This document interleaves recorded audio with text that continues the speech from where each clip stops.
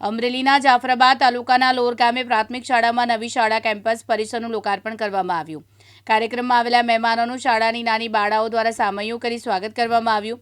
મુખ્ય મહેમાન તરીકે રાજુલા, જાફરાબાદ અને ખાંભા વિસ્તારના ધારાસભ્ય હીરાભાઈ સોલંકી, જિલ્લા પંચાયતના પદાધિકારીઓ તથા તાલુકા પંચાયતના પદાધિકારીઓ, લોર ગામના સરપંચ તથા ગામના સદસ્યો, લોર પ્રાથમિક શાળાના એસએમસીના સભ્યો, તમામ સમાજના આગેવાનો અને પ્રાથમિક શાળાનો સ્ટાફ હાજર રહ્યો હતો.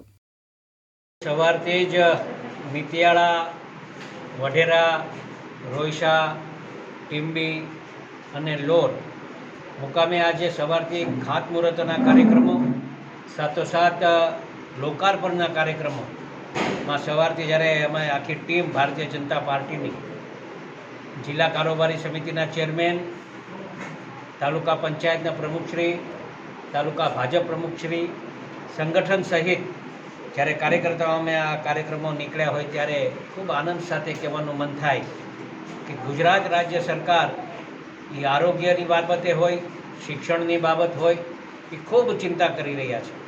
અને આજે જ્યારે હું લોર ગામમાં જ્યારે એક ભવ્ય સ્કૂલ બની છે, સ્કૂલની બિલ્ડિંગ બની છે, એનું લોકાર્પણ કર્યું. આજે ગર્વ સાથે અમને આનંદ થાય બોલતા કે જે ખાતમુહૂર્ત અમારા હસ્તક થયા છે એનું લોકાર્પણ પણ અમારા હસ્તક થાય છે. એ આપણે ભારતીય જનતા પાર્ટીના કાર્યકાળમાં આવું બની શકે.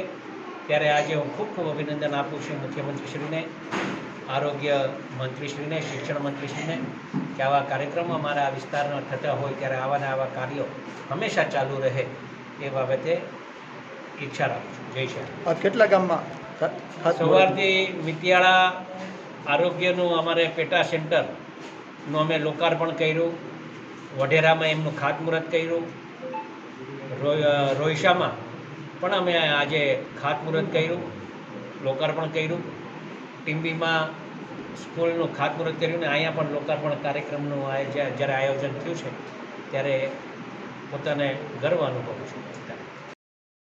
ડીડી વરુ, દિવ્યાંગ ન્યૂઝ, જાફરાબાદ, અમરેલી.